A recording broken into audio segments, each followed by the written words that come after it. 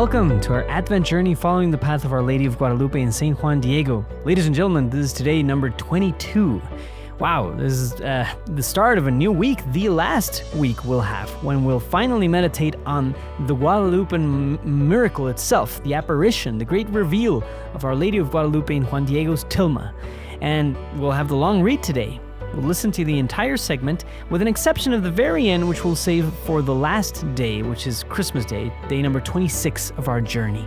So, it's amazing, right? Having seen so many changes within Juan Diego's heart. So let's listen to the segment, the long segment for today, for the Nican Mopowa. When he arrived at the bishop's palace, he was met by the doorman and the other servants of the governing priest. He pleaded with them to tell the bishop he wished to see him, but none of them would agree.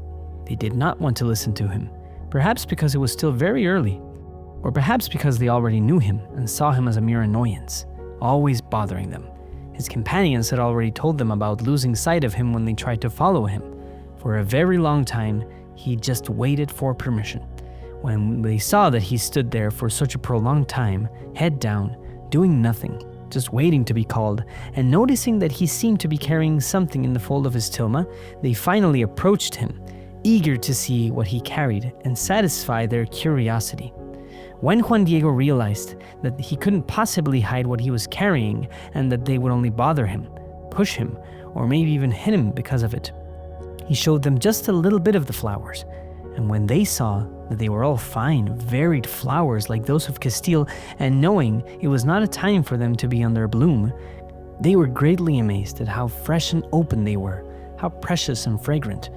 They wanted to grab and take a few, and 3 times they dared to try to take them, but they could not do so at all, because whenever they made the attempt, they no longer saw flowers, but instead saw them as if they were a painting or an embroidery, sewn into the tilma. Immediately, they went to tell the governing priests what they had seen, and how the little native man who had come before still wished to see him, and that he had been waiting for a very long time for permission, because he urgently wanted to speak. When the governing bishop heard this, he knew in his heart that this was the sign he had been promised, the proof for him to be convinced, so that he could carry out the work the little man requested. He immediately ordered that Juan Diego be allowed to enter and see him. Having entered, Juan Diego knelt in his presence, just as he had done before. And again, he recounted everything he had seen, everything he had marveled at his message. He said, "My lord, my governing priest, truly I have done and fulfilled what you have commanded me. I went and told the lady, my mistress, the celestial maiden, Holy Mary, the blessed Mother of God, that you requested a sign and to be able to believe me, so that you would build her sacred little house, there where she asked you to construct it. I also told her that I had given you my word to return and bring you some sign, some proof of her venerable will, as you had entrusted me. And she listened well to your venerable breath, your venerable word. And she received your request for the sign and the proof with joy, so that her loving will might be done and fulfilled. And now, while it was still night, she commanded me to come and see you once again.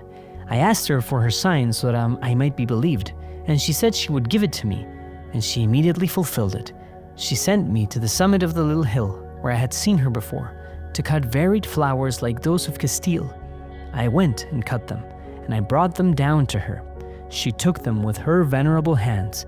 Then she placed them again in the fold of my tilma for me to bring them to you, for me to deliver them personally to you.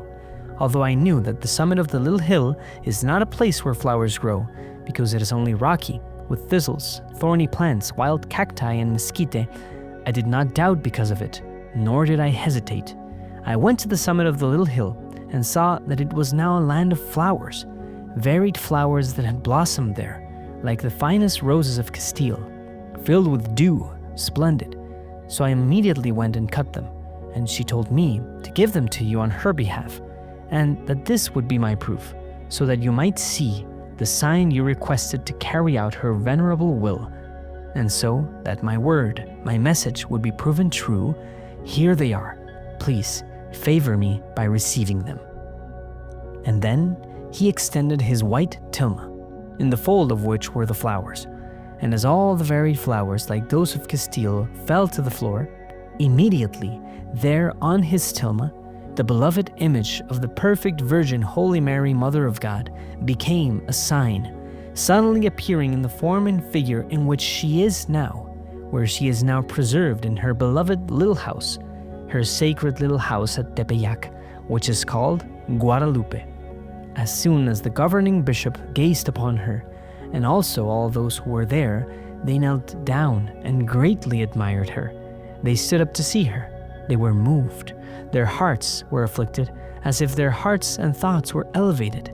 And the governing bishop with tears and sorrow begged her, asking for her forgiveness for not having carried out her venerable will, her venerable breath, her venerable word. And the bishop stood up, untied the garment, Juan Diego's tilma, from his neck, the cloth on which the celestial queen had appeared, where she had become the venerable sign. And then he carried her there, placing her in his oratory. And Juan Diego still spent one whole day there with the bishop in his house, who insisted that he stay. And the next day he said to him, "Let us go, for you to show me where the venerable will of the Queen of Heaven is, for her temple to be built." Immediately, the order was given to begin and build it. We have reached the final week of our journey. This is the moment of truth. This is where the miracle appears. This is the week where the Nican Mopoa hits its climax and reveals the dramatic conclusion. And just as the story reaches its resolution, this week has to be the week of massive conclusions in our own spiritual journey. We can't just let our conversion be an abstract idea. We got to find some specific breakthrough, a definitive turning point. And maybe it will be a big reveal by the Lord, but sometimes it's also about our own decisions. What are we willing to do to change? And what are we waiting for? It's day 22, but it's still not too late. There are still a few days, and regardless, any minute can really become the moment of our turning point in conversion. I truly pray, I've been praying, but I'll keep praying that every step we've taken over these days actually leads you to a deeper, more profound conversion, guided by the hands of the Blessed Mother and Saint Juan Diego. Thank you so much for joining us today. I'll hope to see you in the rest of the week. We're wrapping up things here, so let's push through in this final moment. God bless, and I'll see you tomorrow.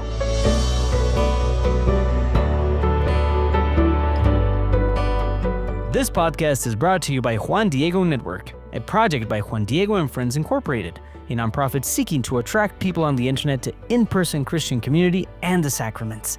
Visit JuanDiegoandFriends.com to check out our other missionary initiatives.